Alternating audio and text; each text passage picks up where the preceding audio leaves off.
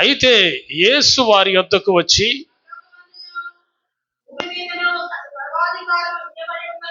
పరలోకమందును భూమి మీదను నాకు సర్వాధికారము ఇయ్యబడి ఉన్నది. కాబట్టి మీరు వెళ్ళి సమస్త జనులను శిష్యులనుగా చేయుడి. తండ్రి యొక్కయు, కుమారుని యొక్కయు, పరిశుద్ధాత్మ యొక్కయు నామములోనికి వారికి బాప్తిస్మం ఇచ్చుచు, ఏ ఏ సంగతులను ఆజ్ఞాపించి తినో వాటన్నిటిని గైకొనవలెనని వారికి బోధించుడి. ఇదిగో నేను యుగ సమాప్తి వరకు సదాకాలం మీతో కూడా ఉన్నానని వారితో చెప్పాను. దేవునికి స్తోత్రాలు కలుగునుగాక. ఈ వాక్యంలో నుంచి ప్రభు మనందరితో మాట్లాడినట్లుగా అందరూ స్తోత్రాలు చెల్లించండి.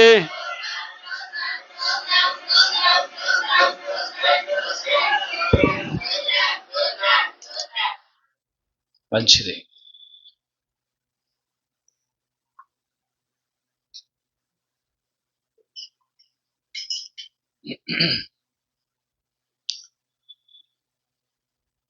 ప్రసంగాంశమే శిష్యులు. ఎవరు శిష్యులు దేవునికి అనే మాట మనము ధ్యానం చేద్దాం. ప్రియ దేవుని బిడ్డలారా, యేసుక్రీస్తు ప్రభువారిని వెంబడించటం అనేది, ఆయన్ని ఫాలో అవడం అనేది, లేక ఆయన చెప్పినవి అనుసరించటం అనేది మీరు చూస్తే చాలా శ్రేష్టమైనదిగా, పోరాటాలతో కూడినదిగా, విశ్వాస సంబంధమైనదిగా, అలాగే యేసును వెంబడించేటువంటి వాడి యొక్క స్థాయి పరలోకములో హెచ్చైనదిగా, భూమి మీద ఆశీర్వాదకరమైనదిగా ఉంది. హల్లెలూయా. యేసుక్రీస్తు ప్రభువారు శిష్యుల గురించి మాట్లాడుతూ, శిష్యులు అంటే కేవలం యేసయ్య ఏర్పాటు చేసుకున్న వారు మాత్రమే కాదు శిష్యులు. బైబిల్లో రాయబడి ఉన్న మాట ఏంటంటే, మత్తయి సువార్త 28:18 రాయబడి ఉంది, యేసు వారి యొద్దకు వచ్చి, పరలోకమందును భూమి మీదను నాకు సర్వాధికారము ఇయ్యబడి ఉన్నది.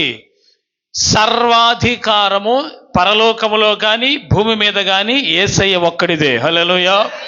పరలోకములో కానీ భూమి మీద కానీ సర్వాధికారము యేసయ్య ఒక్కడిదే. హల్లెలూయా. నాకు ఇయ్యబడి ఉన్నది, కాబట్టి మీరు వెళ్ళి సమస్త జనులను శిష్యులనుగా చేయుడి అన్నాడు. అంటే వాక్య భాగములో శిష్యులు అంటే సమస్త జనుల్ని శిష్యుల లెక్కలోకి తీసుకొని రమ్మంటున్నాడు దేవుడు. హల్లెలూయా. మనమేమో కొన్ని సిద్ధాంతాలు, కొంతమంది చెప్పిన బోధలకి అనుసరించి ఏమైందంటే విశ్వాసి యొక్క స్థాయిలోనే ఉండిపోతున్నారు. విశ్వాసి యొక్క స్థాయి వేరు, శిష్యుడి యొక్క స్థాయి వేరు. శిష్యుడి స్థాయి వేరు, విశ్వాసి యొక్క స్థాయి వేరు. దేవుడు ఏమంటాడంటే ఇక్కడ శిష్యులను చెయ్యండి అన్నాడు. చెప్పండి, అందరిని ఏమన్నాడు దేవుడు? సమస్త జనులను శిష్యులనుగా చేయండి. అంటే విశ్వాసులుగా చేయండి అని చెప్పలా దేవుడు, విశ్వాసులుగా చేయండి అని చెప్పలా, శిష్యులుగా చేయండి అని చెప్పాడు. అంటే ఇక్కడ శిష్యుని యొక్క స్థానం ఏంటి, శిష్యుడికి ఉండాల్సిన ఆధిక్యత ఏంటి, శిష్యుడికి ఉండాల్సిన అర్హత ఏంటి, ఆయన వెంబడించేటువంటి వారు అసలు ఏ కార్యాలు చేస్తే ఆయన శిష్యులు అవుతారు అనే విషయాలు, మీకు కొన్ని విషయాలు ఈరోజు చెప్తాను. దాదాపుగా ఈ మాటలు ఒక ప్రభు చిత్తమైతే 3 వారాలు కొనసాగుతాయి. శిష్యుడి గురించి మనందరం కూడా జాగ్రత్తగా ఆలకించుతాం. హల్లెలూయా. ఇక మీరు గమనిస్తే యేసు వారి యొద్దకు వచ్చి, పరలోకమందున భూమి మీదను నాకు సర్వాధికారం ఇయ్యబడి ఉన్నది అని చెప్పాడు. అంటే పరలోకంలోనైనా భూమి మీద యేసయ్య ఒక్కడిదే సర్వాధికారం. అయితే ఆయన చెప్తున్నాడు సమస్త జనుల్ని శిష్యులుగా చేయమన్నాడు. ఇప్పుడు శిష్యులుగా ఉండటం అంటే ఏమిటో, ఒక విశ్వాసిగా ఉండటం అంటే ఏంటో రెండిటికి కంపేర్ చేసుకుంటే, 2 విధానాల్ని మనం చూసుకుంటే మనం ఏ స్థాయి నుంచి ఏ స్థాయికి రావాలని దేవుడి ఉద్దేశమో అర్థమవుద్ది. ఇక్కడ మీరు గమనిస్తే అసలు శిష్యుడిగా ఉండాల్సినటువంటి వ్యక్తికి మొట్టమొదట వాడు అనుసరించాల్సింది ఏంటి? ఇక్కడ సమస్త జనులు శిష్యులుగా చేయమన్నాడు. అంటే మనందరము విశ్వాసులుగా మీరు ఉండటానికి వీల్లేదు. మీరందరూ మాలాగా దేవుని శిష్యులుగా మారాలి, సేవకురాళ్ళుగా మారాలి, దేవుడి చిత్తాన్ని జరిగించాలి, దేవుని సువార్తను ప్రకటించాలి, దేవుని ఆలోచన నెరవేర్చాలి అనేది దైవ చిత్తమై ఉన్నది. ఆ చిత్తాన్ని ఎవరూ మార్చలేరు. అయితే దేవుడు ఎవరిని శిష్యులుగా చేస్తాడు? హల్లెలూయా. చాలా మంది ఒక విధానంలో ఉంటారు. మాలాగా అభిషేకించబడి మైకు పట్టుకొని ప్రతి ఆదివారం ఆయా చోట్ల సంఘాలు కట్టి సేవ చేస్తేనే శిష్యుడు కాదు. శిష్యుడు అనగా క్రీస్తుని గురించి, శిలువ సువార్తను గురించి తెలిసిన ప్రతివాడు, రమ్మును నమ్ముకున్న ప్రతివాడు, శిష్యుడు స్థాయికి ఎదిగిన ప్రతివాడు సువార్త ప్రకటించి పరలోక రాజ్యానికి రావటమే దేవుని చిత్తమై ఉన్నది. హల్లెలూయా. అసలు శిష్యుడు స్థాయి అంటే ఏంటో కూడా నేను మీకు తెలియజేస్తాను. ఇక్కడ మీరు గమనిస్తే మొదట అసలు శిష్యుడు అవ్వాలంటే ఏం చేయాలి, ఏం చేస్తే వాడు శిష్యుడు అవుతాడు, శిష్యుడికి ఉండాల్సిన స్థాయిలు చెప్తున్నాను. Hallelujah. Can you read it? John chapter 8 verse 31 and 32. మొదటిగా శిష్యుడికి ఉండాల్సిన లక్షణాలు ఏంటి, వాడు ఏం చేస్తే దేవుని శిష్యుడు అవుతారు, వారు ఏం చేస్తే దేవుని శిష్యురాలు అవుతారు, మనం చూద్దాం. యోహాను సువార్త 8వ అధ్యాయము 31, 32 వాక్యాలు చదువుదాం. కాబట్టి యేసు తనను నమ్మిన యూదులతో, మీరు నా వాక్యమందు నిలిచిన వారైతే నిజముగా నాకు శిష్యులయ్యుండి సత్యమును గ్రహించెదరు, అప్పుడు సత్యము మిమ్మును స్వతంత్రులనుగా చేయును అని చెప్పగా. హల్లెలూయా. నా వైపు చూస్తూ చక్కగా వాక్యం వినండి. ఎవ్వరు వేరే ఆలోచనలు పెట్టుకోకండి, ఇక్కడే ఉండండి. దేవుని స్తోత్రం.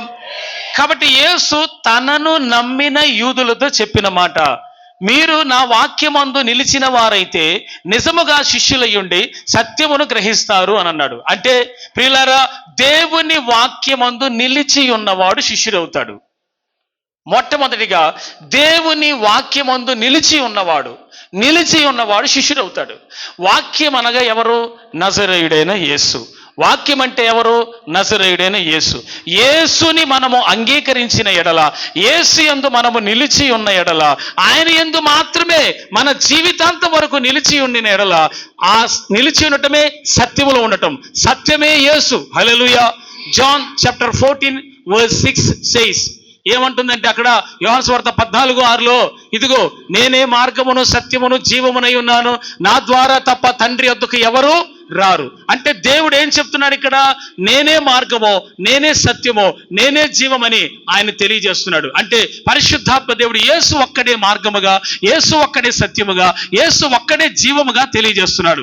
అంటే సత్యము ఆయనే అయి ఉన్నాడు. కనుక సంఘములో ఉన్న పిల్లలైన మీరందరూ కూడా సత్యమందు అనగా క్రీస్తునందు మీరు నిలిచి ఉంటే ఆయనకు శిష్యులు అవుతారు. దేవుని స్తోత్రం. చెప్పండి, దేని యందు నిలబడి ఉండాలి? సత్యమందు నిలబడి ఉండాలి. ఇప్పుడు యేసయ్య ఏమంటాడంటే, సత్యం అనగా వాక్యం, వాక్యం అనగా యేసు, యేసు అనగా వాక్యం. ఇప్పుడు ఈ వాక్యమందు నిలిచినటువంటి వారు స్వతంత్రులు అవుతారంట. స్వతంత్రులంటే వాళ్ళు విడుదల చేయబడినటువంటి వారు, బంధించబడిన స్థితి నుంచి విడుదల చేయబడినటువంటి వారు, చెరలో ఉన్న స్థితి నుంచి విడుదల చేయబడినటువంటి వారు. పాప శాప తరతరములుగా 2 జనరేషన్ 3 జనరేషన్లు కావచ్చు, 10, 20 కావచ్చు, 30 కావచ్చు, ఏదైనా ఒక 30-40 తరాల నుంచి వస్తున్న శాపం ఏదైతే ఉందో, ఆ శాపం, ఆ కర్స్ నుంచి పూర్తిగా విడుదల దేవుడు కలుగు చేస్తాడు. హల్లెలూయా. పిల్లలు పుట్టలేదా? గతంలో ఏదో 30-20 సంవత్సరాలు 20 జనరేషన్స్ క్రితం, ఈ తరాల క్రితం మీ పితరులు చేసినటువంటి పాపం వల్లే ఇప్పుడు నీ గర్భఫలం రాదు. గతంలో నువ్వు ఏదైనా నీ తరంలో ఉన్నటువంటి వాళ్ళు పాపములు చేస్తే దాని ద్వారా ఇప్పుడు ఉన్నటువంటి తరంలో ఉన్న వాళ్ళందరూ ఆ శిక్ష అనుభవిస్తూ ఉంటారు. ఏదో ఒక రూపేణ ఆ శిక్ష అనేది జరుగుతూ ఉంటది. అయితే దేవుడు ఆ కర్స్ నుంచి, ఆ శాపము నుంచి నువ్వు మారినట్లయితే, సత్యమందు నిలిచినట్లయితే, సత్యము నిన్ను స్వతంత్రులుగా చేస్తుంది. హల్లెలూయా. నీవు విడుదల పొందుతావు ఆ శాపాన్ని, ఆ శాపం నుంచి, ఆ తరతరాలుగా వస్తున్న పాపం నుంచి నీవు విడుదల పొందుతావు. ఆమేన్.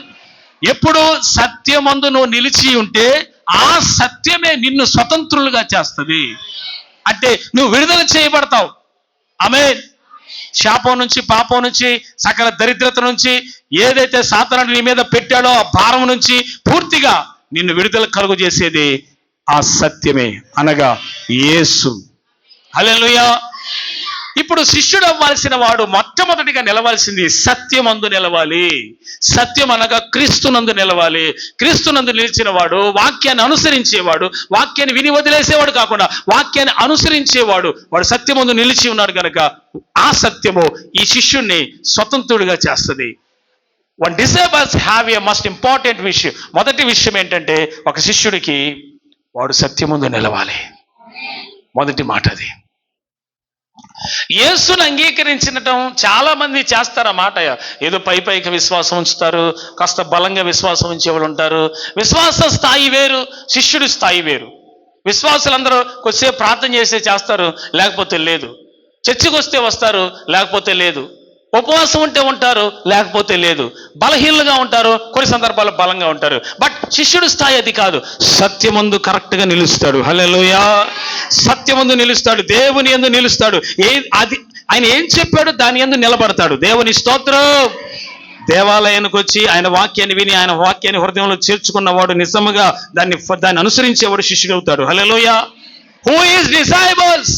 ఎవరు శిష్యులు? సత్యమందు నిలిచిన వాడే శిష్యుడు. సత్యమందు నిలిచిన వాడే శిష్యుడు. ప్రభు అంటాడు ఇక్కడ ఈ వాక్య భాగంలో, ప్రియులారా, తండ్రి యొక్కయు కుమారుని యొక్కయు పరిశుద్ధాత్ముడి యొక్క నామములోనికి వారికి బాప్తిస్మం ఇచ్చుచు నేను మీకు ఏ సంగతులు అన్నాడు అక్కడ. నేను మీకు ఏ సంగతులు అపోస్తలులకు ఆజ్ఞాపించాడు, నేను మీకు ఆజ్ఞాపించాను, ఆ సంగతులు మీరు గైకొనవలెనని వారికి బోధించుడి అన్నాడు. హల్లెలూయా. పరిశుద్ధాత్ముడు వస్తాడు, పరిశుద్ధాత్ముడు అభిషేకం ఉంది, పరిశుద్ధాత్ముడు వరాలు ఉన్నాయి. నేను బోధించిన బోధ దైవ సంబంధమైనది, నేను బోధించిన బోధ నాది, ఆ బోధ నాది. వాక్యము తండ్రి నుంచి నాకు ఇచ్చాడు, ఆ వాక్యాన్ని నేను మీకు ఇచ్చాను, ఆ వాక్యం మీరు లోకానికి పంచి శిష్యులుగా చేయండి అన్నాడు. ఆ బోధ తప్పిపోయింది, ఆ బోధ తప్పిపోయింది ఈ లోకములో. శిష్యులుగా ఉండండి అంటే మేము విశ్వాసులుగానే ఉంటామంటున్నారు. ప్రియులారా, ఎవరైతే ఇంకా విశ్వాసులుగానే ఉంటున్నారు, ఎవరైతే ఇంకా విశ్వాసులుగా ఉన్న అదే స్థాయిలో ఉంటున్నారు, దేవుడి చిత్తం అది కాదు. మీరు శిష్యులు అవ్వాలి. హల్లెలూయా. శిష్యులు అవ్వాలి.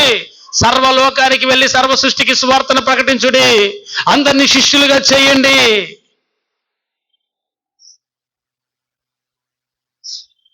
శిష్యుడిగా ఉండాల్సిన వాడు విశ్వాసిగా ఉండలేడు, ఉండకూడదు. శిష్యుడి స్థాయి వేరు, విశ్వాసి స్థాయి వేరు. ఈరోజు సూటిగా పరిశుద్ధాత్ముడు మీతో మాట్లాడేది, మీరు విశ్వాసి స్థాయి కాదు, మీరు శిష్యుల స్థాయికి రావాలి. అంటే పిలుపు ఉన్నా లేకపోయినా క్రీస్తుని గురించి నువ్వు ఎరిగావు కాబట్టి, దైవజనుడిగా ఉన్నా లేకపోయినా, దైవజనురాలుగా ఉన్నా లేకపోయినా నువ్వు దేవుని ఎరిగావు కాబట్టి, నువ్వు శిష్యుడు అవ్వాలంటే ఆ స్థాయికి నువ్వు సత్యమును నిలిచి అనేకులకి సత్యం వైపు నడిపించాలి. సత్యం అనగా యేసు వైపు నడిపించాలి. ఆమేన్. నీవు సత్యములో ఉంటూ అనేకులు సత్యం వైపు టర్న్ చేయాలి, తిప్పాలి. అనేకులను ఎందరైతే తిప్పుతారో వాళ్ళు బుద్ధిమంతులైతే అనేక మందిని తిప్పుతారు. పరమండలం ఆకాశం ఉన్న జ్యోతుల వల్ల ప్రకాశిస్తూ అనేక మందిని తిప్పుతారంట దేవుని వైపు. హల్లెలూయా. నీవు ఒంటిగా ఉండద్దు, అనేకులను దేవుని తట్టు తిప్పే ఒక దేవుని శిష్యురాలుగా, దేవుని యొక్క శిష్యుడిగా నీవు ఉండాలి. ఆమేన్. దేవుని స్తోత్రం. హల్లెలూయా. ఏ సంగతులు దేవుడు ఆజ్ఞాపించాడో వాటిని శిష్యులు బోధించారు లోకానికి. ఆ లోకానికి బోధించిన ఆ సువార్తే ఈ కొత్త నిబంధనలో ఉన్న పూర్తిగా దేవుని యొక్క ఉపదేశము, దేవుని వాక్యం. ఆ వాక్యం ప్రకారం సంఘములో ఉన్న వాళ్ళంతా కూడా ప్రతి ఒక్కరు విశ్వాసిగా కాదు, శిష్యులుగా మారాలి. శిష్యుడి స్థాయి ఏంటని చెప్పాను? సత్యమందు నిలవాలి. మొట్టమొదటిది ఏంటి? సత్యమందు నిలవాలి. కానీ చాలా మంది విశ్వాసులుగానే ఉండిపోతున్నారు. శిష్యుడి స్థాయి ప్రార్థన, ఉపవాసం, కన్నీటి ప్రార్థన, వాక్య ధ్యానం, పరిశుద్ధత, వీటిలోనే కాకుండా యేసయ్య కొన్ని స్థాయిలు ఇచ్చాడు. ఈ జనరల్గా విశ్వాసులు కూడా చేస్తారు. ఏంటి? ఉపవాసం, కన్నీటి ప్రార్థన, వాక్య ధ్యానం, ఇవన్నీ సంఘ సహవాసం, ఇవన్నీ విశ్వాసులు అందరూ చేస్తారు. కానీ శిష్యుడి స్థాయి వీటికి మించింది. హల్లెలూయా. మరి దేవుడేమో అందరికి చెప్పాడు శిష్యులు చేయమని. ఈ లోకంలో ఉన్న సంఘాల్లో ఉన్న చాలా మంది బిడ్డలు శిష్యులు చేయట్లా, తమకు పరిచారకులుగా, తమ పరిచర్య చేసేవాళ్ళుగా అట్లా ఉంచుకుంటున్నారు. నేనేమంటానంటే, సంఘములో ఉన్న బిడ్డలందరూ నిజానికి శిష్యులయ్యే ఆలోచన ఉంటే వాళ్ళు పరిచర్య చేయాలి. దేవుని స్తోత్రం.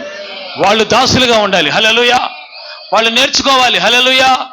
గురువు దగ్గర శిష్యుడు ఉండి నేర్చుకునే ప్రతి విషయం గురువు దగ్గర నుంచి నేర్చుకున్నప్పుడు, బోధకుడి దగ్గర నుంచి నేర్చుకున్నప్పుడు, బోధకుడి మీద ఉన్న అభిషేకము ఆ శిష్యుడి మీదకి వస్తుంది. బోధకుడి మీద ఉన్నటువంటి పరిశుద్ధాత్మ అగ్ని అతని మీదకి దిగి వస్తుంది. బోధకుడి దగ్గర ఉపదేశం ఇతనికి వస్తుంది. బోధకుడి దగ్గర ఉన్నటువంటి కృపా వరాలన్నీ ఇతని మీద కూడా దిగి వస్తాయి. యాస్టేజ్ గా ఒక విధంగా చెబితే, బోధకుడు తర్వాత ఈ శిష్యుడు ఒకవేళ వాక్యానికి నిలబడితే ఆ బోధకుడు చెప్పినట్టే ఉంటుంది శిష్యుడు చెప్తే. హల్లెలూయా. అంటే అభిషేకం అనేది శిష్యుల మీదకి ట్రాన్స్ఫర్ అవుతుంది. అంటే సంఘంలో ఉన్న బిడ్డలు దైవజనుల మీద ఉన్న అభిషేకాన్ని పొంది ఉండాలి. హల్లెలూయా. ఏ ఒక్కరిని కదిలించిన దేవుని వాక్యాన్ని అనర్గళంగా బోధించగలిగిన దేవుని బిడ్డలుగా మారాలి. ఇది దైవ చిత్తం. పరిశుద్ధాత్మ పొంది ఊరుకున్న వల్ల, దర్శనాలు పొంది ఊరుకున్న వల్ల దైవ చిత్తం ఏంటంటే మనము శిష్యులుగా అవ్వాలి. శిష్యుడైన వాడు కాముగా కూర్చోడు. శిష్యుడైన వాడు దేవుని సువార్తను ప్రకటిస్తాడు. శిష్యుడైన వాడు దేవుని గురించిన భారం కలిగి ఉంటాడు. చాలామంది సంఘాలను ఉల్టా చేశారు, విశ్వాసుల్ని విశ్వాసులుగా ఉంచారు. యేసుప్రభు అట్లా చెప్పలా. మీ అందరూ వాక్యం తెలుసుకున్న, సత్యం తెలుసుకున్న వారే గనుక ఈ పాటికి మీరు శిష్యులై ఉన్నట్లయితే ఈ చర్చి ఎప్పుడో నిండిపోయేది. మీరు ఇంకా శిష్యులుగా కాలేదు, విశ్వాస స్థాయిలోనే ఉన్నారు కనుక ఈ విషయాన్ని రాత్రి నాకు దేవుడు అనుగ్రహించారు. ఈ వాక్యాన్ని బోధించు, నా జనులందరూ శిష్యులు కావాలి, దేవుని భారాన్ని, ఆ శిలువ సువార్తను మోయాలి, ప్రకటించాలి అనేకులకు. ఎవరండి శిష్యులు? సత్యమందు నిలిచినటువంటి వారు. ఆశీర్వాదం కోసం, స్వస్థతల కోసం, విడుదల కోసం, ఇంకేదో భారం కోసం, దయ్యాల నుంచి విడుదల కోసం చర్చికి రావటం కాదు నిజమైన దైవ చిత్తం. అవన్నీ దేవుడు చేస్తాడు. కానీ అసలు దేవుడి చిత్తం ఒకటి ఉంది, నువ్వు శిష్యుడు అవ్వాలి. ఈ జీవన పోరాటంలో పడిపోయి అసలు శిష్యుడు అవ్వాల్సిందే మర్చిపోతున్నావు. శిష్యురాలు అవ్వాల్సిందే మర్చిపోతున్నావు. ప్రభు ఈరోజు మీతో ఈ సూటిగా ఈ వాక్యాన్ని అందిస్తున్నాడు. మీరు దేవుని దృష్టికి ఈ పాటికి శిష్యుడు అవ్వాల్సింది. ఆ స్థాయి సంపాదించుకోవాల్సిన వారు మీరు. ఆమేన్. సంఘములో ఎవరిని కదిలించిన దేవుని వాక్యాన్ని రిఫరెన్స్తో సహా చెప్తారండి, వెరీ గుడ్. పరిశుద్ధాత్మ పొందారండి, వెరీ గుడ్. మరి ఆత్మల్ని దేవుని యొద్దకు నడిపించారా? లేదండి. ఎందుకో తెలుసా? శిష్యులవలా, ఆ స్థాయి ఇంకా రాలేదు. అందుకే దేవుడి వాక్యం ద్వారా మీతో మాటలు, ఈ రోజు నుంచి అయినా మీరు శిష్యులుగా మార్చబడాలి. దైవ చిత్తం అదే. హల్లెలూయా. ఇప్పుడు దాసుడు శిష్యుడి గురించి ఒక మాట చూద్దాం. మత్తయి సువార్త 10వ అధ్యాయము 24-25 వాక్యాలు చదువుదాం. Matthew's chapter 10 verse 24 and 25.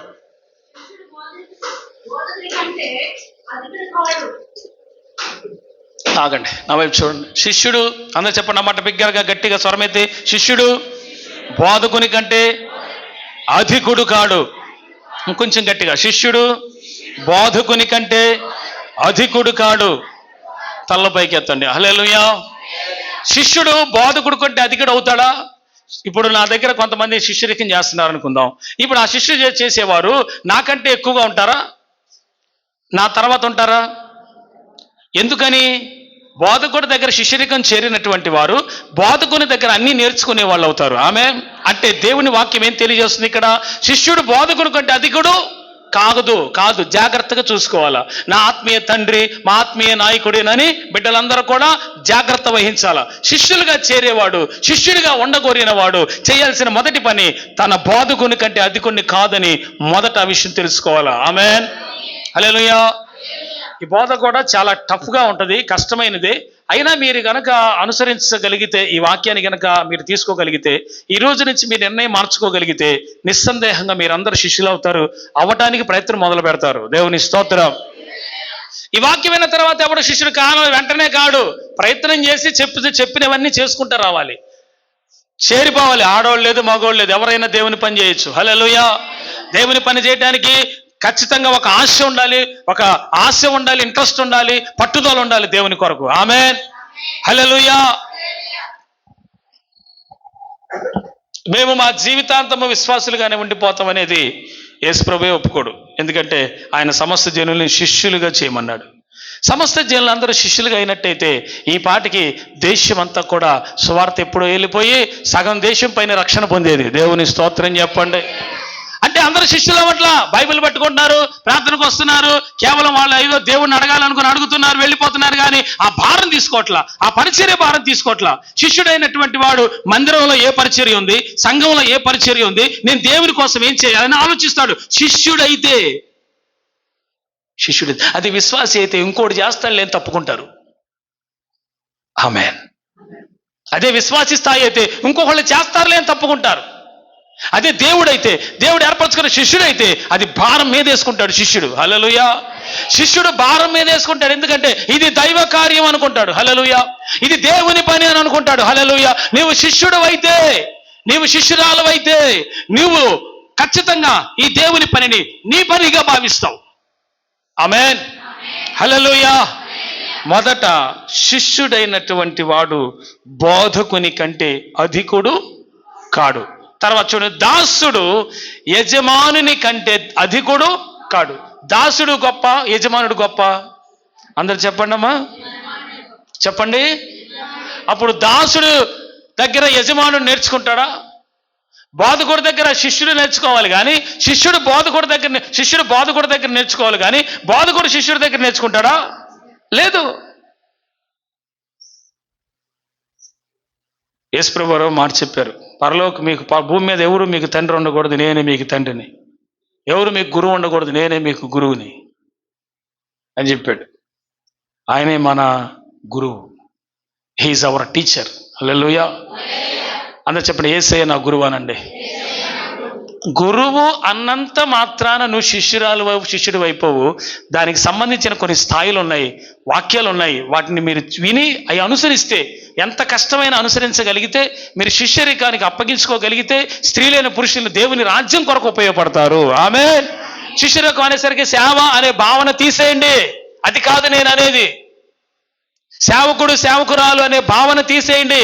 శిష్యుడు అంటే బైబిల్ బట్టి యేసును రక్షకుడిగా అంగీకరించి శిష్యుడికి ఉండాల్సిన స్థాయిలన్నీ నేర్చుకుని దేవుని కొరకు వాడబడాలి. హల్లెలూయా. దేవుని సువార్త ప్రకటించాలి. హల్లెలూయా. అనేకులను దేవుని తట్టు తిప్పాలి. ఆమేన్. శిష్యుడు దాసుడి గురించి మీరు విన్నారు. బోధకుడి దగ్గర శిష్యుడు నేర్చుకుంటాడు. నేర్చుకున్నది అవలంబించి ఆత్మలు రక్షిస్తాడు. హల్లెలూయా. దాసుడు యజమానుడి దగ్గర ఉంటే యజమానుడి కంటే గొప్పోడు కాదు. కాబట్టి దాసుడైన వాడు యజమానుడి కింద ఉండాల్సిందే. ఉండి నేర్చుకొని ఆ తర్వాత దేవుని యొక్క వాక్యాన్ని దాసుడు కూడా ప్రకటించాల్సిందే. ఇక్కడ దేవుని ఉద్దేశం ఒకటే, ఏంటంటే క్రమంగా ఉండాలి. ఏదైనా అంటాడు ఆయన, దాసుడు యజమానుడి కిందే ఉండాలి, శిష్యుడు బోధకుని కిందే ఉండాలి. అది క్రమం. యేసయ్య మాట, తన బోధకుని వలెను దాసుడు తన యజమానుని వలె ఉండినా చాలు అన్నాడు. ఎవరిలాగా ఉండాలి శిష్యుడు? బోధకుడిలాగా. ఆమేన్. అమ్మా, మీరు చర్చిలోకి వచ్చి నిద్రపోయారంటే వాక్యం అవంతుని విడిచిపెట్టి వెళ్ళిపోతారు. నాకు ఇంత దరిద్రం ఇంకోటి ఉండదు. దయచేసి మీరు నన్ను క్షమించాలి. అవసరమైతే మీ కాళ్ళు పట్టుకోమన్నా పట్టుకుంటారు. వచ్చి అభిషిక్తుడు వచ్చి కాళ్ళు పట్టుకోమన్నా పట్టుకుంటారు. సేవకుడు అభిషేకించబడ్డాం. దరిద్రం అంతా ఇక్కడ తీసుకురాకండి, కొంపలో వదిలిపెట్టరండి. మిమ్మల్ని ఏదైనా మాట అంటే క్షమించండి, కానీ ఒక్క మాట, దయచేసి మందిరంలో నిద్రపోకండి. మీ కాళ్ళు పట్టుకుంటారు, మీ అందరి కాళ్ళు పట్టుకుంటారు. అందరి దయచేసి వినండి. పరిశుద్ధాత్ముడి ఆవేదన వినండి, పరిశుద్ధాత్ముడి ఆలోచన వినండి. హల్లెలూయా. హల్లెలూయా. ఇక్కడ మీరు గమనించండి, ఒక శ్రేష్టమైనటువంటి ఉద్దేశం, ఒక మాట మీ దృష్టికి తీసుకొచ్చాను. అదేంటంటే శిష్యుడు ఖచ్చితంగా గురువుకి లోబడాలి. మీరు శిష్యరికంలోకి రాగలిగితే, దేవుని సువార్త చెప్పాలన్న ఆశలోకి రాగలిగితే, కొన్ని ఆత్మలైన నేను దేవుడితో తిప్పాలన్న ఆ భారం, ఆ బాధ్యత నువ్వు తీసుకోగలిగితే నిశ్చయముగా నీవు ధన్యుడివే. శిష్యుడు స్థాయిలో ఉన్నవాడు నిస్సందేహంగా ఆయన గురించి ప్రకటించకుండా, చెప్పకుండా ఉండలేడు. హల్లెలూయా. ఆమేన్. ఇక్కడ శిష్యుడికి ఉండాల్సిన లక్షణాల్లో, క్వాలిటీస్లో మరొకటి జాగ్రత్తగా ఆలకించండి. 2 తిమోతి పత్రిక 2వ అధ్యాయం 4వ వాక్యం చదువుదాం.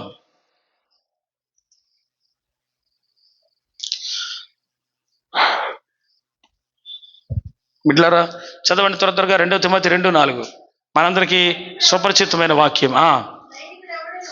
సైనికుడు ఎవడును యుద్ధమునకు పోవునప్పుడు తను దండులో చేర్చుకుని వానిని సంతోష పెట్టవలెనని ఈ జీవన సంబంధమైన వ్యాపారములలో చిక్కుకోడు. చాలు. దేవుని స్తోత్రం చెప్పండి అందరూ. హల్లెలూయా. మీలో ఎవరైనా శిష్యులు అవ్వాలని కోరిన ఎడల మీరు అవ్వాలని కోరటం కాదు, అసలు వాక్యమే తెలియజేస్తున్న శిష్యులు అవ్వమని. Everybody become you are disciple. నీవు ఖచ్చితంగా దేవునికి శిష్యుడు అవ్వాలి, శిష్యురాలు అవ్వాలి, బైబిల్ పట్టాలి, దేవుని రాజ్యాన్ని గురించి నువ్వు ప్రకటించాలి, రెండవ రాకడ గురించి చెప్పాలి. You have a responsibility. Hallelujah. నీకు భారము బాధ్యత ఉండాలి. ఆమేన్. ఇక్కడ సైనికుడు అవ్వాలి. శిష్యుడు ఏంటంట, సైనికుడు లక్షణాలు శిష్యుల్లో ఉండాలి. సైనికుడు ఎప్పుడు కూడా విశ్రమించడు. చూడండి, సైనికుడు ఎప్పుడు కూడా విశ్రమించడు, సుఖాలు కోరుకోడు, ఎప్పుడు యుద్ధంలో ఉంటూనే ఉంటాడు, కష్టపడతాడు. అయితే ఇక్కడ వాక్యాలు ఏమంటాడంటే, సైనికుడు ఎవడు యుద్ధమునకు పోయేటప్పుడు తను దండులో చేర్చుకునే వాడిని సంతోష పెట్టవలనని ఈ జీవన సంబంధమైన వాటిలో చిక్కుకోడు అన్నాడు. అంటే యజమానుణ్ణి, నిన్ను ఈ సైన్యంలో చేర్చినటువంటి వాడిని, బాగా వినాలి, పరలోకమందున్న దేవుడు సైన్యంలోకి నిన్ను చేర్చాడు, తన సైన్యంలోకి. పరలోకమందున్న దేవుడు ఈ సైన్యంలోకి చేర్చాడు నిన్ను. హల్లెలూయా. కాబట్టి ఆయన సంతోషపెట్టడం కోసం ఈ లోక సంబంధమైన వాటిలో మీరు చిక్కుకోకుండా ఆయన సంతోషపెట్టాలంటున్నాడు. దేవుని స్తోత్రం చెప్పండి. అంటే ఈ జీవన సంబంధమైనవంటే ఏంటి? బాధ్యతలు, బరువులు, ఏంటి, పిల్లలు, అనేక రకాల సమస్యలు, వీటన్నిటిలో మీరు చిక్కుకోకుండా ఉండండి అన్నాడు. అర్థమైందా అమ్మా? వీటన్నిటిలో మీరు చిక్కుకోకుండా యజమానుని సంతోషపెట్టండి అన్నాడు. ఈ దండులో చేర్చిన వాడికి, ఈ సైన్యంలో చేర్చిన వాడిని మీరు సంతోషపెట్టాలి అంటున్నాడు. హల్లెలూయా. మీలో చాలా మందికి ఈ వాక్యం ఇంకా అర్థం కాల. అర్థమయ్యేలా మరలా చెప్తా వినండి. ఇది దేవుని సైన్యం. హల్లెలూయా. ఈ సైన్యములోకి రక్షణ ద్వారా చేర్చింది యేసయ్య. ఆ యేసయ్యను మర్చిపోయి, ఆయన పని మర్చిపోయి ఈ జీవన సంబంధమైన వాటిలో మీరు చిక్కుకోవద్దు అంటున్నాడు. అసలైంది చేయటం కోసం ఈ జీవన సంబంధమైన పోరాటాల్లో మీరు చిక్కుబడి ఉండద్దు, మీరు నా పని చెయ్యండి అని అంటున్నాడు.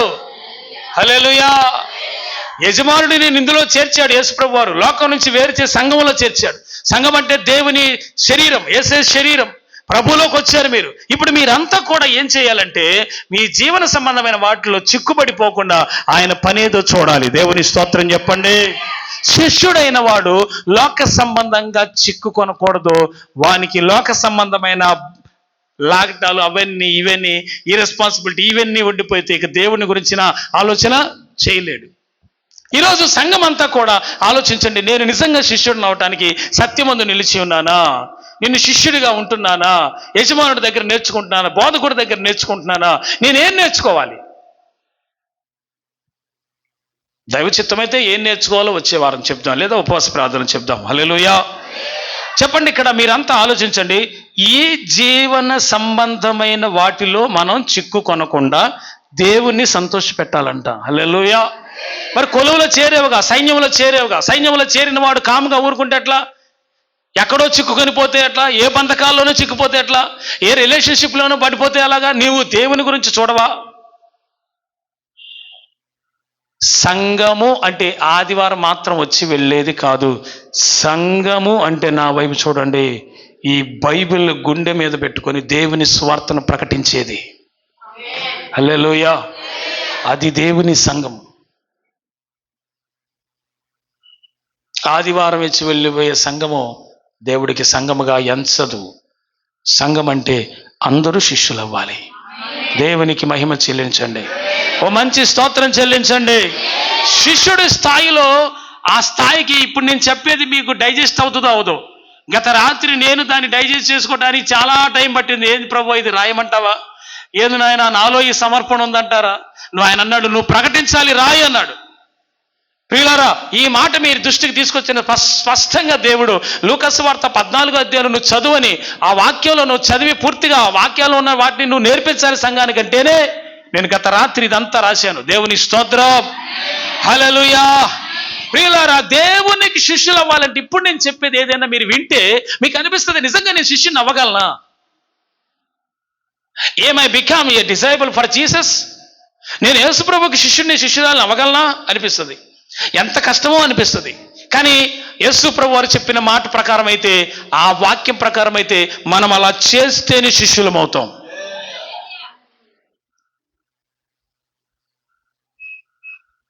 చదవండి. Can you read it? Luke chapter 14 verse 25 and 26. లూకాసు వార్త 14వ అధ్యాయం 25-26 వాక్యాలు. అమ్మా, బహుజన సమూహములు ఆయనతో కూడా వెళ్ళుచున్నప్పుడు, కొన్ని వేల మంది ప్రజలు యేసయ్యను వెంబడిస్తున్నప్పుడు ఆయన వారి తట్టు తిరిగి, ఎవడైనను నా యొద్దకు వచ్చి, చూడండి యేసు ప్రభువు వారు చెప్తున్నారు, ఇది ఇక్కడి నుంచి జాగ్రత్తగా వినండి. తన తండ్రిని, తల్లిని, భార్యను, పిల్లలను, అన్నదమ్ములను, అక్క చెల్లెళ్లను, తన ప్రాణము సహా ద్వేషింపకుంటే వాడు నా శిష్యుడు కానేరడు. అర్థమైందా? ఏమర్థమైంది? శిష్యుడు అవ్వాలంటే ఏం చేయాలి? తుప్పున సింపుల్గా ఓ బాప్తిసాలు పొందేయటం కాదు. హల్లెలూయా. ఓ తొందరపడి తీసేసుకోవటం కాదు. యేసు ప్రభువులో ఉండటం అంటే బాప్తిసం పొందిన దగ్గర నుంచి అసలు లైఫ్ స్టార్ట్ అవుద్ది. ఆ అసలైంది ఏంటంటే నువ్వు శిష్యుడు అవ్వాలి, శిష్యురాలు అవ్వాలి. ఆ విషయములు ఇప్పటి వరకు మీరు వాక్యం వినేసరికి ఉండొచ్చులే, చేయొచ్చులే, మనం చేయొచ్చులే అన్నట్టుగా అనిపిస్తుంది. కానీ ఇప్పుడు చదివింది అసలు యేసు ప్రభు పరలోక రాజ్యంలో శిష్యుడిగా చేరిన ప్రతి శాస్త్రి అన్నాడు. ఆ శాస్త్రి శిష్యుడైన వాడంట పరలోకంలో. హల్లెలూయా. పరలోకంలో దేవుని రాజ్యంలో చేరిన ప్రతి శాస్త్రి అన్నాడు దేవుడు. అంటే పరలోకంలో చేర్చబట్టడానికి శాస్త్రులకు ఉండేటువంటి జ్ఞానము, దైవ వాక్యంలో నువ్వు ఎదిగి ఉండాలి. వాక్యానికి సంబంధించిన ప్రతిదీ నువ్వు ఎరిగి ఉండాలి. ఒక పరిపూర్ణతలోకి వచ్చి ఉండాలి. శిష్యత్వం అంటే, శిష్యరికం అంటే మామూలు విషయం కాదు. నాకెందుకు వచ్చిన కూడా నేను విశ్వాసిగా ఉంటా అంటే, విశ్వాసిగా కూడా ఉండద్దు అంటున్నాడు ఆయన. ఇప్పుడు మనం ఏం చదివాం? మత్తయి సువార్త 28లో శిష్యులుగా చేయండి అన్నాడు. ఆ బాధ్యత, భారం సేవకులకు పెట్టాడు. మిమ్మల్ని అందరి శిష్యులుగా చేయాలి. ఒక్క మాట అన్ని జనులకు సువార్త చెప్తామా అసలు మనం ఇప్పటి వరకు? హల్లెలూయా. ఏమో, హల్లెలూయా. ఇప్పుడు నేను చెప్తున్నాను మరలా, దాన్ని వినండి. యేసు ప్రభువుకి శిష్యులు అవ్వాలంటే ఎంత సమర్పణ రావాలో తెలుసా? శిష్యుడు అయిన వాడు, ఇదిగో శిష్యుడి క్వాలిటీ ఇది, శిష్యుడి క్వాలిటీ ఇది అని అంటే ఇందులో తండ్రిని, తల్లిని, ఆగండి, తల్లిని చదువుకుంటే వెళ్ళిపోద్దు మనం. తల్లిని, తండ్రి, అంత ఈజీగా నువ్వు నీ తల్లిని, తండ్రిని విడిచిపెట్టగలవా? అంటే ద్వేషించగలవా? వాళ్ళని పూర్తిగా ద్వేషించడం అంటే దేవుడు ఏదో ద్వేషించమని చెప్పాడని కాదు దాని ఉద్దేశం. వాళ్ళను ప్రేమించాలి, వాళ్ళని నువ్వు చూసుకోవాలి అన్ని విషయాల్లో, కాదంట్లా. కానీ కానీ కానీ ధర్మశాస్త్రం కూడా నీ తల్లిదండ్రులను సన్మానించమన, నిజమే, వాక్యంలో అలా చెప్పాడు దేవుడు. కానీ నువ్వు శిష్యుడు అవ్వటానికి అయ్యే ఆటంకం ఏంటంటే నీ తల్లి నిన్ను ఆపొచ్చు, నీ తండ్రి నిన్ను ఆపొచ్చు. ఆ స్థాయికి వెళ్ళ నీకుండా నీకెందుకు ఆపని అంటారు. బైబిల్ పట్టుకొని మాలాగా శ్రమలను, కష్టాల మీద సుఖాలు, స్వార్థ చెప్పండి, అది చెప్పండి, ఇది చెప్పండి, మేము చెప్పట్లా. పరిశుద్ధాత్మ దేవుడు మీతో మాట్లాడేది. మీరు శిష్యులు అవ్వండి. శిష్యులు అంటే ఇందాక చెప్పాను, బైబిల్ పట్టుకొని ప్రభువును గురించినటువంటి సువార్త నీకు తెలియని చోట, తెలిసిన చోట అందరికీ చెప్పటమే శిష్యరికం అంటే. అయితే ఇందులో ఆ స్థాయికి వచ్చిన తర్వాత నువ్వు వెళ్ళు చెప్పడానికి. హల్లెలూయా. అసలు ఏమిటి తెలియకుండా వెళితే ఎలాగా? శిష్యుడు అంటే ముందు నీలో ఈ కమిట్మెంట్ రావాలి. ఏంటా కమిట్మెంటు? నీ తల్లిని ఈ వాక్యం విన్న వాళ్ళు ఎవరైనా ఇంటే కొత్తగా వినే వాళ్ళు వాళ్ళకి అనిపించింది పిచ్చెక్కిపోతే, ఇదేంట్రా గొడవ, అందరిని విడిచిపెట్టాలా, ఇదేం దేవుడు అంటారు. వాళ్ళకి చిన్నగా యేసు ప్రభు గురించి అర్థమైతే తప్ప ఆ మాట అంగీకరించలేరు. ఇంకో విషయం చెప్పనా, ఇది వాక్యంలో ఎదిగిన వాళ్ళకి ఈరోజు చెప్పేది. దేవుని స్తోత్రం. వాక్యంలో ఎదిగిన వాళ్ళకి, ఆత్మీయంలో ఎదిగిన వాళ్ళకి ఈరోజు ఈ వాక్యం. అది వాళ్ళ కోసమే. దేవుని స్తోత్రం. ఎదిగిన వాళ్ళకి కాదు, ఎదిగిన వాళ్ళకి ఈ వాక్యం. అదేంటయ్యా వాక్యం అందరికీ కదా? మరి ఈ వాక్యాన్ని ఎంతమంది అర్థం చేసుకుంటారు? కొంతమంది అపార్థం చేసుకునే వాళ్ళు కూడా ఉంటారు. ఏమంటున్నాడు దేవుడు? తండ్రిని, తల్లిని, భార్యని, పిల్లల్ని, అన్నదమ్ముల్ని, అక్క చెల్లెల్ని నీ ప్రాణంతో సహా ద్వేషింపకుంటే, అక్కర్లేదు నాకు ఇవన్నీ అనే స్థాయికి, నీ ప్రాణంతో సహా నీకు అక్కర్లేదని అనుకోగలిగితే నువ్వు శిష్యుడు అవుతావు. అసలు ఈ స్థాయి చూడండి. అసలు ఏమన్నా మనం కనపడుతున్న ఆశలు ఏమన్నా? వాక్యం సార్, అది దేవుని వాక్యం. ఎవడు పడితే వాడు దేవుని రాజ్యంలోకి ఎంటర్ అవ్వలేడు. అర్థమవుతుందా? ఆ స్థాయికి మీరు రావాలని దేవుడు సూటిగా మాట్లాడుతున్నాడు మీతో. మీలో ఈ సమర్పణ రావాలి. కానీ అవుతుందా? లేదే. రెస్పాన్సిబిలిటీని, బాధ్యతలని, బరువులని వీటితో కలిసిపోయి వీటిని భారంగా భావించి జీవితం మొత్తాన్ని దీంతోనే గడుపుతున్నాం. కానీ దేవుని సువార్త చేతబట్టినటువంటి వారమై, అన్యజనుల మధ్య వెలుగులా ఈ బైబిల్ పట్టుకున్న వారమై, శిష్యుడిగా దేవుని యొక్క సువార్తను బోధించే స్థాయి ఎప్పుడొస్తుంది?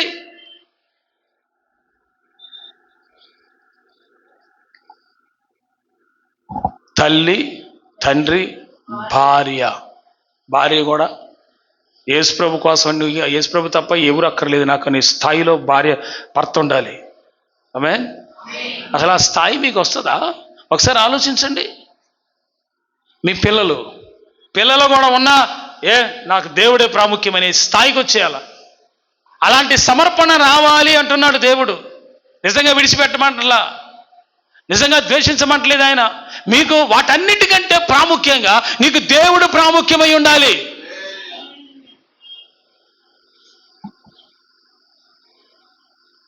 నీ ప్రాణాన్ని, సరే అవన్నీ అంటే ఏదో వాక్యం ప్రకారం చెప్పాడు కాబట్టి సరే అని వద్దులే, సరే ఎన్ని అక్కర్లేదు, ఎన్ని ఉండేవి కాదు, ఈడు పిల్లలు చూసేవాడు కాదు, ఏం కాదు, ఈ తల్లిదండ్రులు కూడా ఏముందలే, నాకు యేసుప్రభువే ముఖ్యం అనుకుని స్థాయికి వచ్చామనుకుందాం. మరి నీ ప్రాణంతో సహా ద్వేషించాలంట. ఎవడైనా ప్రాణాన్ని కాపాడుకుంటా ఉంటాడు, ఎక్కువ ఇష్టపడతాడు, దీనికి సంరక్షించి దీన్ని పోషించుకుంటూ ఉంటాడు. యేసుప్రభు ఏమంటాడు? ఆ స్థాయి చూడండి, ఆయన బోధ చూడండి, ఆయన బోధ చూడండి. అసలు మీకు అందరికి అర్థమవుతుందా? నీ ప్రాణాన్ని, మన ప్రాణంతో చెయ్యి అని అనుకోవాలి. ఎవరి కోసం? అలా అనుకుంటేనే నువ్వు శిష్యుడివి. అర్థమవుతుందా? అలా అనుకుంటేనే నీవు శిష్యుడివి. లేకపోతే విశ్వాసి స్థాయి శాపదిండి బ్యాచ్ పరలోకంలో. శిష్యుడి స్థాయి కిరీటం పొందే స్థాయి. కిరీటం పొందే స్థాయికి నువ్వు రావాలి. మరి దేవుడి కోసం ఏం చేసావని కిరీటం ఇస్తాడండి నీకు? నువ్వేమైనా చేసావు దేవుడి కోసం? నువ్వేదైనా చేస్తే, పోనీ ఏదైనా సమర్పించుకుంటే, ఏదైనా దేవుని సేవకో సమర్పణ ఏదో ఒకటి విత్తితే, ఇస్తే, ఏదైనా కష్టపడితే, ఆత్మలు రక్షిస్తే, చర్చికి నన్ను నడిపిస్తే కదా కిరీటం. ఏమీ లేకుండా కాముగా కూర్చుంటే కిరీటం ఇస్తాడా నీకు? ఊరుకోడు సార్. హల్లెలూయా. అస్సలు సెట్ అవుతుంది. అది యేసుప్రభు చెప్పిన మాట మీరు ఆలోచించండి. నా శిష్యుడు అవ్వాలంటే ఈ సమర్పణ రావాలంటున్నాడు. మనలో ఉందా? మనకు అందరు ముఖ్యంగా అందరినీ వదిలేయమంటలా దేవుడు, వాళ్ళు ఉండాలా కాదంటలా, కానీ వాళ్ళకంటే ఎక్కువ నన్ను సమర్పణలోకి రండి అంటున్నాడు. ఎవరండి ఈ లోకంలో శాశ్వతం? నీతో ఉన్న వాళ్ళు ఎవరు నీకు శాశ్వతం కాదు. ఇప్పుడు చూస్తున్న వాళ్ళ తర్వాత ఉండరు. శాశ్వతమైనది దేవుని నిత్య రాజ్యం. హల్లెలూయా. అక్కడికి వెళ్ళడానికి ఇక్కడ శిష్యుడు అవ్వాలి, శిష్యురాలు అవ్వాలి. You become a disable for the people. నువ్వు ప్రజల కోసం, దేవుని కోసం శిష్యుడు అవ్వాలి. చక్కగా వాక్యం వినేస్తున్నాం అంటే మంచిగా వాక్యం ఉందంటాం కాదండి. దేవుడు కోరుకునేది అది కాదండి. మనం శిష్యురాలు అవ్వాలి. ఈ సమర్పణ ఉందా? మొదటిగా శిష్యుడు సత్యములో నిలవాలి. సత్యం వారిని స్వతంత్రులుగా చేస్తుంది. 2, శిష్యుడు బోధకుని వలె ఉండాలి. ఆమేన్. హల్లెలూయా. శిష్యుడు సైనికుని వలె ఉండాలి. శిష్యుడు తల్లిని, తండ్రిని, భార్యను, పిల్లల్ని, అన్నదమ్ముల్ని, అక్క చెల్లెల్ని తన ప్రాణము సహా ద్వేషించేవాడైతేనే వాడు శిష్యుడు అవుతాడు. ఎవరు దేవుని దృష్టిలో శిష్యులు? బైబిల్ పట్టుకొని వచ్చే ప్రతి వాడు కాదు. ఇలాంటి సమర్పణ ఉండాలి. ఈ సమర్పణ ఉన్నవాడే యేసును అంగీకరించిన వాడే, ఈ సమర్పణలో ఉన్నవాడే దేవుని శిష్యుడు అవుతాడు. సత్యమందు నిలిచిన వాడే దేవుని శిష్యుడు. ఇవి బోధించట్లా చాలా సంఘాల్లో, ఇవి అక్కర్లేదు చాలా మందికి. జనాలకు కూడా ఈ బోధ అక్కర్లేదు. ఒరిజినల్గా వాళ్ళకి ఏదో ఒక పిట్టకథలు కావాలి, ఏదో ఒక సోది చెప్పాలి. చర్చికెళ్తే సోది ఉండాలి. ఈ సోది వల్ల ఉపయోగం ఏముంది సార్? యేసు ప్రభు చెప్పిన మాటలు అసలు ఈ సంఘంలో ఏడైనా పడుతున్నాయి సార్. యూట్యూబ్ తెరిస్తే చాలు, ఒకడి మీద ఒకడు బురద వేసుకోవటం, ఒకడి మీద ఒకడు చాడీలు చెప్పుకోవటం, లేనిపోయిన బోధలన్నీ అంటగట్టడం, అసలు ఉపదేశం క్రమం ఏందో తెలియకపోవటం. ఈడేదో సత్యం ప్రకటించడానికి కాసేపు వాక్యం ఉంటే వాటిలో కూడా అన్ని పునాది లేనటువంటి బోధలే. అందుకే మిమ్మల్ని దేవుడు ఈ అపోస్తుల ఉపదేశానికి తీసుకొచ్చాడు. ఈ పునాది మీద ఉంటేనే మీరు కట్టబడతారు. కట్టబడిన వాడు శిష్యుడు అవుతాడు. శిష్యుడైన వాడు పరలోకానికి వెళ్తాడు. శిష్యుడైన వాడు ఆత్మను సంపాదిస్తాడు. హల్లెలూయా. గట్టిగా స్తోత్రం చెప్పండి. మరి ఈ సమర్పణ వచ్చిందా మనలో?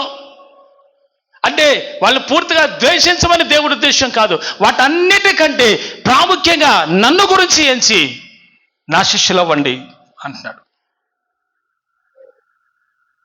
శిష్యుడు అవ్వాలంటే ఇలాంటి సమర్పణ రావాలి. మరి వాక్యంలోనే యేసుప్రభు చెప్పారు, మత్తయి సువార్త 28 ఏం చెప్పాడు? సమస్త జనుల్ని శిష్యులుగా చేయన్నాడు. శిష్యులుగా ఉండాలంటే ఇదిగో నా శిష్యులుగా అవ్వాలంటే ఎట్లా ఉండాలంటున్నాడు. అంటే ఒక మంచి సమర్పణ రావాలి, ఒక కమిట్మెంట్ రావాలి. అది శిష్యరికం యొక్క లక్షణం. విశ్వాసిగా ఉండి అదడిగి కొబ్బరి నూనె ప్రార్థన, కచ్చిపు కోట్ల ప్రార్థన ఇవన్నీ వద్దని నేను అంటలా. కొబ్బరి నూనె ప్రార్థన చేయించుకో, నీ విశ్వాసం నిన్ను స్వస్థపరుస్తుంది. పరిశుద్ధాత్మ పొందే మంచిదే, కానీ అక్కడే ఉండిపోకూడదు. స్థాయికి పెరగాలి.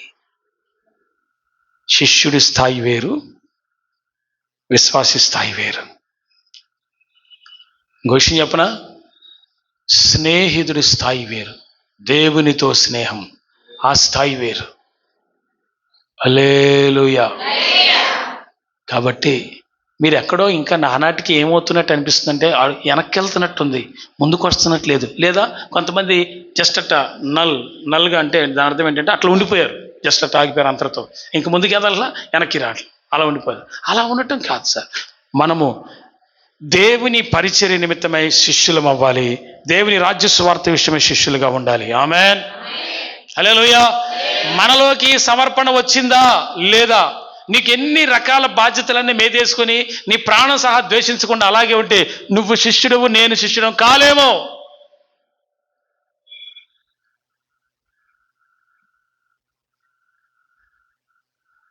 శిష్యుడు అవ్వాలంటే ఏం చేయాలి? లూకా సువార్త 14:27 చదవండి, పక్కనే ఉంటుంది. శిష్యుడు తన సిలువను మోయాలి. ఆమేన్, చదవండి.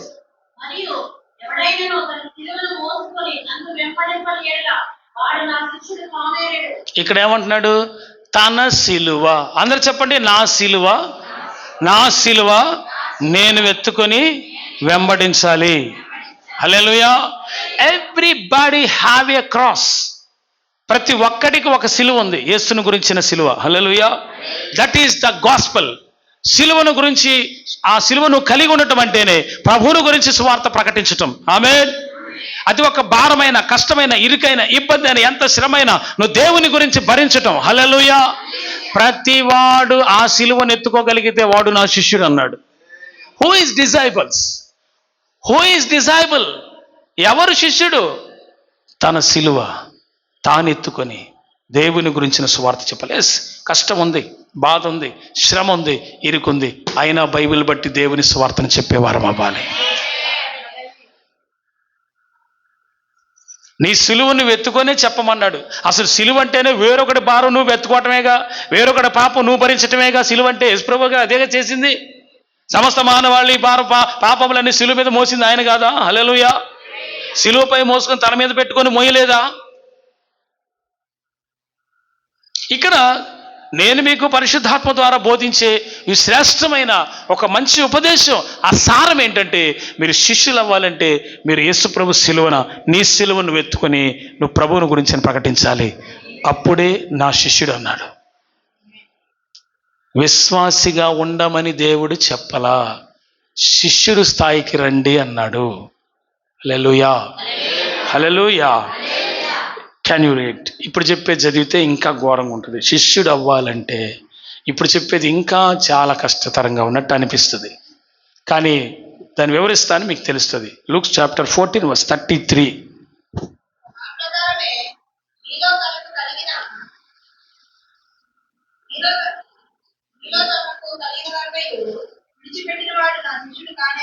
ఏంటండి?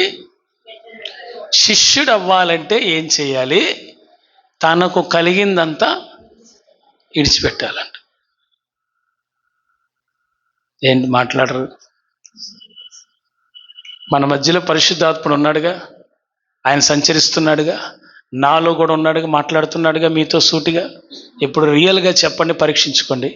యేసుక్రీస్తు ప్రభువుని వెంబడించి ఆయన శిష్యుడిగా ఉండాలి అంటే, శిష్యుడు అంటే మీ ఉద్దేశంలో నాలాగా సేవకులని కాదు, అందరూ శిష్యులు అవటమేను కదా వాక్యంలో మత్తయి సువార్త 28 చెప్పింది ఆయన.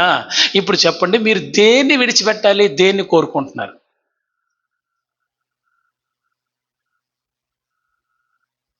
వాక్యం అమ్మా అది. చెప్పరు చాలా చోట్ల, అని లేదు, ఇక్కడ ఉంది. ఆమేన్. ఆ, జీవం కలిగిన జీవజల నది ప్రవహించే చర్చి సార్ ఇది. ఆ, చెప్పండి. ఆ ప్రకారమే మీలో తనకు కలిగినదంతయు విడిచిపెట్టని వాడు నా శిష్యుడు కానేరడు అన్నాడు. నీకు ఏం కలిగి ఉంది? దాన్ని విడిచిపెట్టానంట మనం. నాకున్న డిగ్రీలు, పీజీలు నా జీవితానికి ఆధారం అనుకున్నా నేను ఒకప్పుడు. నా లైఫ్కి అదే సెటిల్మెంట్ అనుకున్నా, తీసి అవకడ పడేసా. ఏది ఆధారమో దాన్ని తీసేయాల. నా గురించి చెప్తున్నాను సాక్ష్యం, మరి నీ గురించి?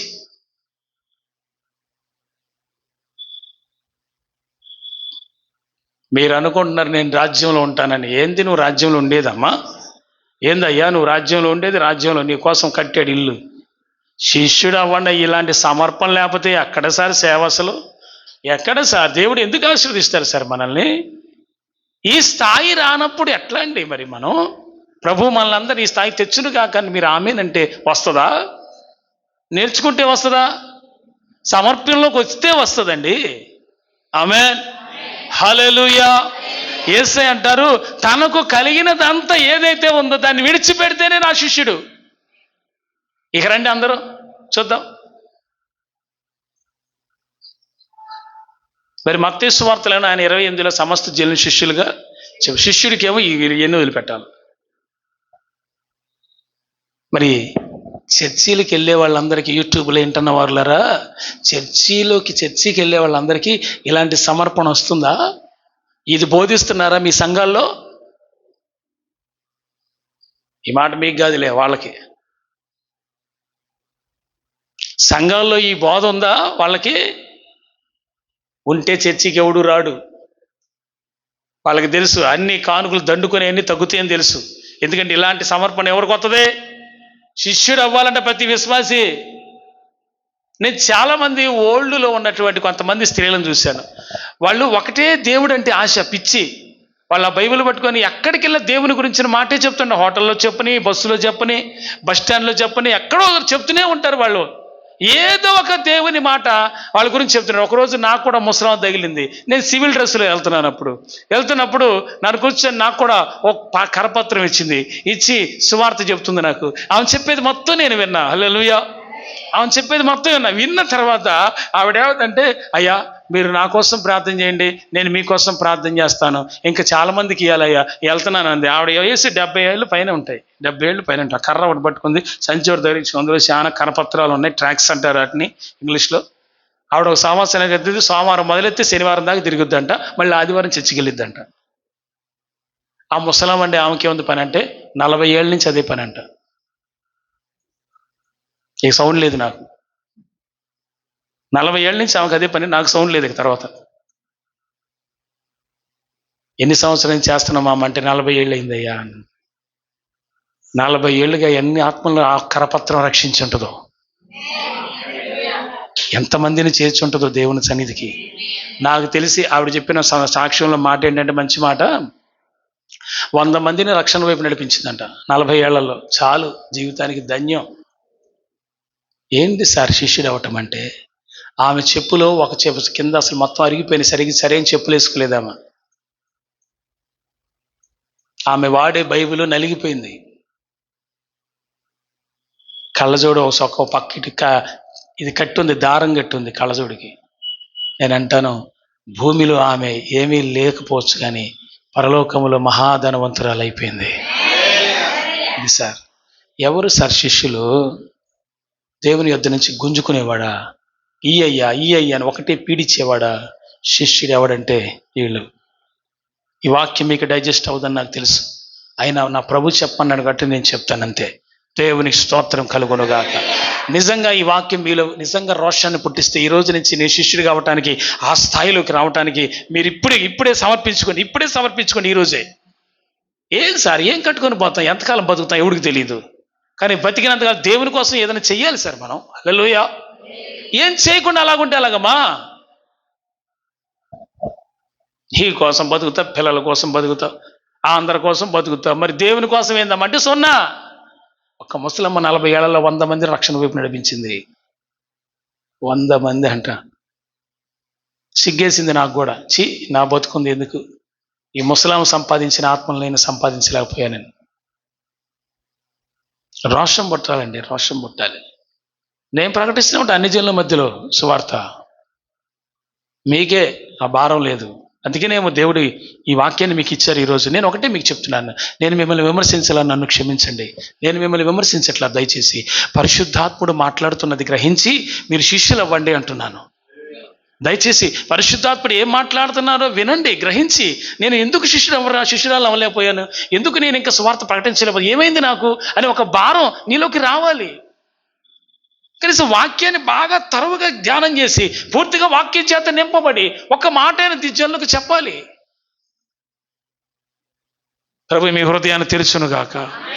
ఆమేన్, ఆమేన్, ఆమేన్. హల్లెలూయా. దేవుని స్తోత్రం. ఒకరి ఎడల శిష్యుల్లో ఉండాల్సిన ప్రాముఖ్యమైన లక్షణాలు మరి ఒకటి, ఒకరి ఎడల ఒకరంట శిష్యులు ప్రేమ కలిగి ఉండాలంట. Hallelujah. Who is disciples, who is Jesus disciple. ఎవరంటే ఒకరంటే ఒకరికి ప్రేమ కలిగి ఉన్నవాడే యేసయ్య శిష్యుడంట. ఇందును బట్టే నా శిష్యులు అని బయట లోకం అర్థం చేసుకుంటుందంట. వీళ్ళు దిబ్బిడి అని కొట్టేసుకుంటున్నారు అనుకోండి బయట, అవతల చూసి వీళ్ళు ప్రార్థనకి వెళ్ళే వాళ్ళని యేసు ప్రభు నామానికి అవమానం చేసే వాళ్ళు ఎంతమంది లేరు? ఇక్కడ మీరు చదవండి అన్నమాట. Can you read John chapter 13 verse 34 and 35? Please read it. వాక్యం లేకుండా మనం మాట్లాడకూడదు కదా.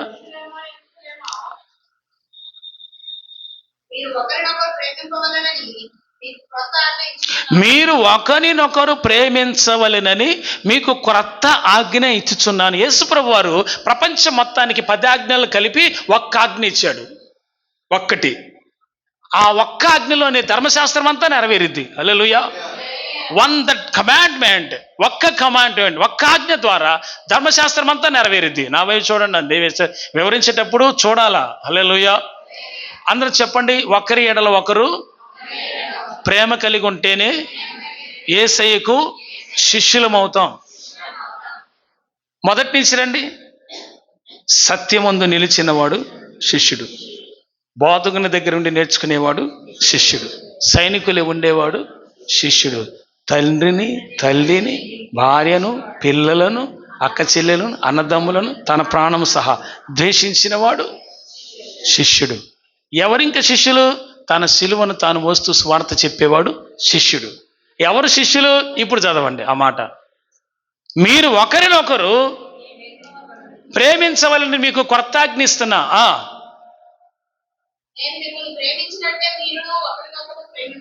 నేను యేసు ప్రభు వారు ఎంత ప్రేమించారండి లోకాన్ని, అవునా? లోకం అంటే జనుల్ని, అవునా?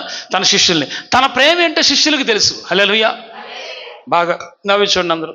ఇప్పుడు ఒకరిద్దరు స్నేహం చేసుకున్నారనుకోండి, ఆ స్నేహంలో వాళ్ళ అతను ఎంత ప్రేమ చూపిస్తారో, యువతల వాళ్ళు ఎంత ప్రేమ చూపిస్తారో స్నేహం చేస్తేనే తెలిసేది. మాట్లాడండి, అవునా కాదా? అలాగే యేసు ప్రభు వారు తన శిష్యులకి తను చూపించిన ప్రేమ ఏంటో శిష్యులకి తెలుసు. శిష్యులకు తెలుసు యేసయ్య ప్రేమ ఎంతో, ఎంత గొప్పదో శిష్యులకి తెలుసు. నేను మీ పట్ల నేను ఎంత ప్రేమ చూపించానో అలాగే మీరును అందరికీ అంతే ప్రేమ చూపించాలి. ప్రేమ చూపని వాడు శిష్యుడు కాడు. ఇప్పుడు ప్రేమ చూపాల్సింది ఎవరు? సంఘములో ఉన్న ప్రతి విశ్వాసి శిష్యులైతే శిష్యులయ్యే స్థానంలో ప్రేమ చూపించాలి. ప్రేమ లేకపోతే శిష్యుడు కానేరడు. ఎంతమందికి అర్థమైంది? ఎదుటి వ్యక్తుల్ని, సంఘానికి వచ్చేవారిని, నీ ఇంటి వారిని, ఎవరినైనా నువ్వు ప్రేమించే వ్యక్తివి కాకపోతే నువ్వు శిష్యుడవు కావు. బట్ వాక్యం తెలియజేస్తుంది, నేను ఏ విధంగా నేను మిమ్మల్ని ప్రేమించాను, మీరు కూడా అందరినీ అలాగనా అలా ప్రేమించే మనసు కలిగి ఉన్నవాడే యేసయ్య శిష్యుడు, యేసయ్య శిష్యురాలు. ఆ స్థాయి మీకుందా? మరి అందరినీ ప్రేమించగలుగుతున్నామా? హలో సంగమా, మేలుకోండి ఒకసారి. మీరు ఈ విషయం ఆలోచించండి.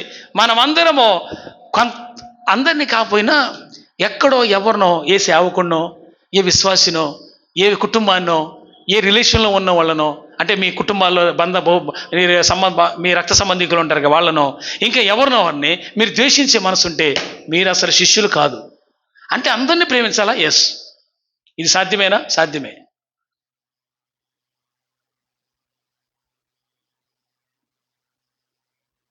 నాతో కొంతమంది సేవకులు వేరే సేవకుల గురించి అక్కడ దాకా ఎందుకులే, జఫన్యా అన్న గారి గురించి నా దగ్గర చాలా చెప్పారు. కానీ నేను అన్నని వాళ్ళు చెప్పినా కానీ నేను అలా వాళ్ళ మాటలు నేను నమ్మలా. ఎందుకంటే ఆయన యొక్క వ్యక్తిత్వం ఏంటో నాకు తెలుసు, బాగా దగ్గరకు చూసాం. ఆయన స్వభావం ఏంటో తెలుసు. ఇంతేకాదు వేరొక సేవకుల గురించి నా దగ్గర ఇంకో సేవకులు మాట్లాడినప్పుడు నేను దాంట్లో జ్వరపడను. వాళ్ళు చెప్తారు, వింటా అంతవరకు వెళ్ళిపోతాం. కానీ వాళ్ళని తీర్పు తెచ్చును. ఆ సేవకులు జోలికి పోను. ఎందుకో తెలుసా? సేవకులు జోలికి వెళ్ళి మనం తీర్పు తీరిస్తే మనకు తీర్పు ఉండదు. అది వీళ్ళే కదా, ఎవరైనా అంతే, నువ్వైనా అంతే. ఏ విశ్వాస విషయంలోనైనా నువ్వు ప్రేమించకపోతే అలాగా.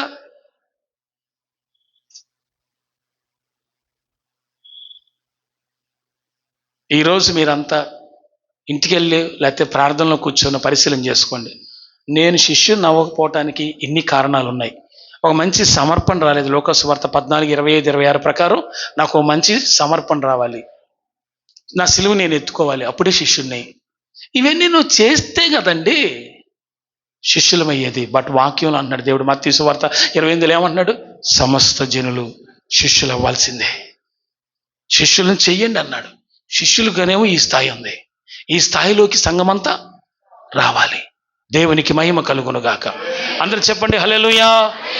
ఓకే, దీనిని బట్టి ప్రేమ ఎవరైతే చూపిస్తున్నారో, ఎవరైతే క్రీస్తు ప్రేమను చూపిస్తున్నారో దానిని బట్టి వీళ్ళు నా శిష్యులు అని లోకం తెలుసుకుంటుందంట. ఎబ్బే, నేను మంచిగా స్పందిస్తాననుకున్నానండి, రాత్రి కూడా అనుకున్నా. పెద్దగా స్పందించలే మీరెవరు, ఎందుకంటే వాక్యం ఇంట్రెస్ట్గా లేదేమో మీకు. దీవించబడుగాక, కొబ్బరి నూనె ఆయనంతా ప్రార్థన చేసి ఉపాసాల్లో పెడతాను తీసుకుని అంటే దాని మీద ఎప్పుడు పెడతారని ఉంటుందేమో. ఏజ్ రక్త విజయం అయ్యి కాదు. నేను చెప్తున్నమాట వాక్యాన్ని క్లియర్గా బాగా ఆలోచించండి. ఈ వాక్యంలో ఉన్నది ఏంటో అయ్యగారు ఏం చెప్పాడని ఆలోచించండి. ఇక్కడ ఏమంటున్నాడు? మీరు క్రీస్తుని ప్రేమ మీరు ఒకరిడలు బయట అందరు కలిగి ఆ ప్రేమ చూపించేవారైతే మిమ్మల్ని బట్టి అక్కడ బయట వాళ్ళు ఏమనుకుంటారంట? అక్కడ ఏమంటున్నాడు తెలుసా? వీరు నా శిష్యులు అని లోకంలో ఉన్న వాళ్ళు తెలుసుకుంటారంట.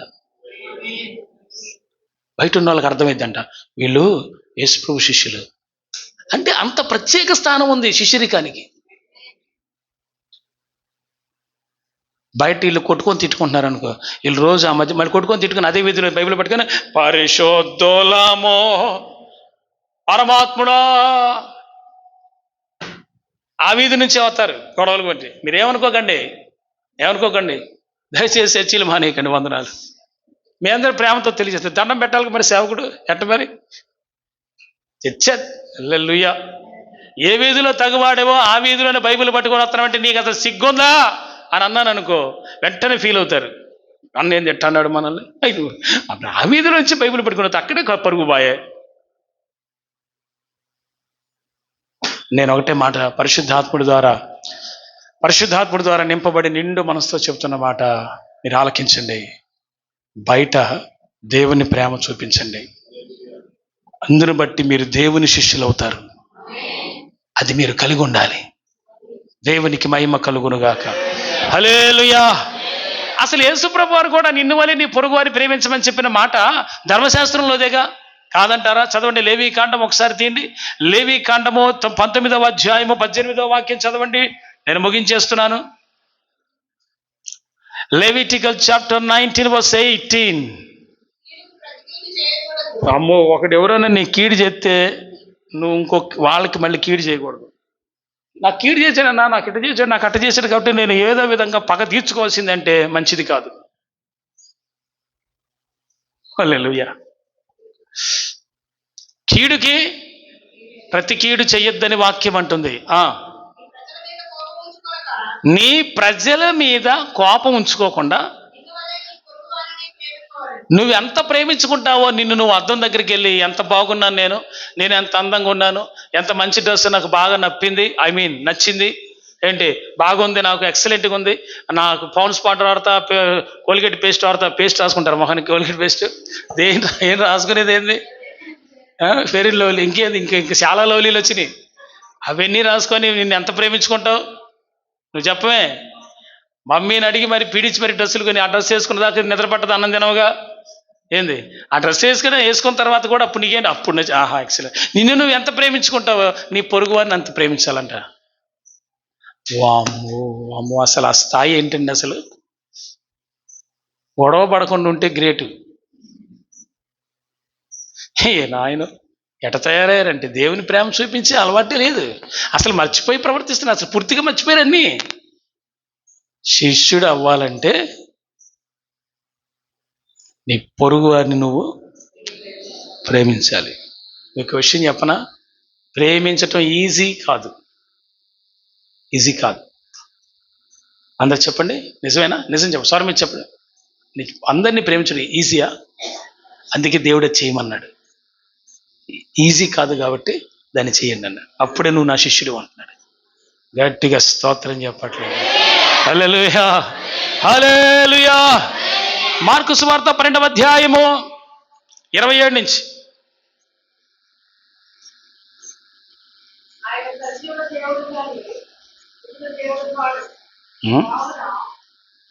అదేనా? 12:27 చదువు.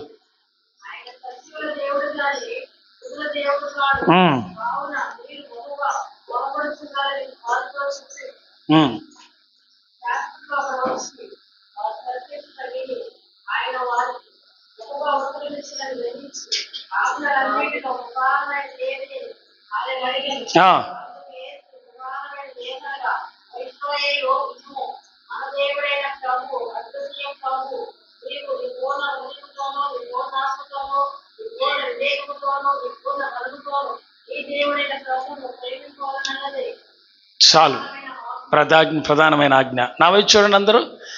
దేవుణ్ణి ఎంత ప్రేమిస్తున్నాం మనం? హల్లెలూయా. అందరూ మంచి మాట చెప్పండి. దేవుడైన యెహోవానంట నీ హృదయంలో పూర్ణ హృదయం ఉందా? ఇంకా ఆ స్థానాన్ని పిల్లలు భర్తీ చేశారా? అందంగా ఉండే భార్య భర్తీ చేసి, సరే అందం లేకపోయినా సరే, మరి అందంగా అంటే అందం మరి అట్ట అంటారు, మళ్ళీ ఎందుకు వచ్చిన గొడవ అని ఆ మాట కూడా అన్నాడు. సరే వినండి, డోంట్ జోక్స్. వినండి, మొదటి మాట అక్కడేమో నీ దేవుడైన యెహోవాను నీ పూర్ణ హృదయంతో. నీ హృదయంలో సంపూర్ణంగా ఆయన్ని నువ్వు ప్రేమించాలి. ఇంకొకరు ఇరుక్కోవటానికి ప్లేస్ ఉండకూడదు. రౌండ్గా ఉంది నీ హృదయం అనుకుందాం కాసేపు, అందులో పూర్తిగా యేసు ప్రభువు నిండి ఉండాలి, ఇంకొకరు జరపడటానికి ఛాన్స్ ఉండదు. దాన్ని సంపూర్ణంగా ప్రభువుని ప్రేమించడం అంటారు. ఎవ్వరు ఉండకూడదు ఇంక స్థానంలో. ఇక ఈ లోకంలో ఆడపిల్లలు కానీ మగపిల్లలు కానీ ఈ జనరేషన్లో చెప్పే పనే లేదు.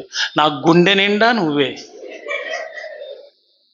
యవనస్తులు అయ్యా వినండి అయ్యా, యూట్యూబ్లో యవనస్తులు అయ్యా, ఈ గుండె నిండా నువ్వే. ఇంకా అవునా? మరి అమ్మా నాన్న వాళ్ళు అసలు లేనే లేరు. అమ్మాయిని లేపుకోవటం, పెళ్లి చేసేసుకోవటం, తిరిగి వచ్చి ఇంటికి రావటం, పిల్ల పాప పుట్టాక సమాధాన పడటం. మళ్ళీ ఇదొక యాక్టింగ్ అయిపోయింది. వాళ్ళని కదిలిస్తే వాళ్ళు అదేనమాట, నిద్రబోరు, అసలు నిద్రబోరు.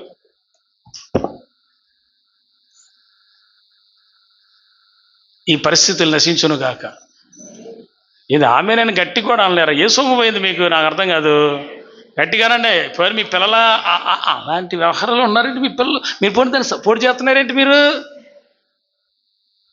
అరే రే రే రే రే సంపూర్ణంగా యేసు మాత్రమే మన హృదయంలో ఉండాలి. అలాంటి హృదయముని దాన్ని ఏమంటాడు దేవుడు? అదే ప్రధానమైన ఆజ్ఞ. దాన్ని నెరవేర్చిన వాడు అవుతాడు. ఆమేన్. నీ దేవుడైన యెహోవాను నీ పూర్ణ హృదయంతో, నీ పూర్ణ ఆత్మతో, నీ పూర్ణ శక్తితో, నీ పూర్ణ బలముతో ఆయన్ని మాత్రమే సేవించాలి. అలా సేవించిన వాడు దేవుని ప్రధానమైన ఆజ్ఞను నెరవేర్చినవాడు. ఆ ప్రేమ అందులో ఉంది. నిజంగా దేవుణ్ణి ఎంత ప్రేమిస్తున్నాం మనం? మనకేదైనా అద్భుతం చేయకపోతే ద్వేషిస్తామా దేవుణ్ణి?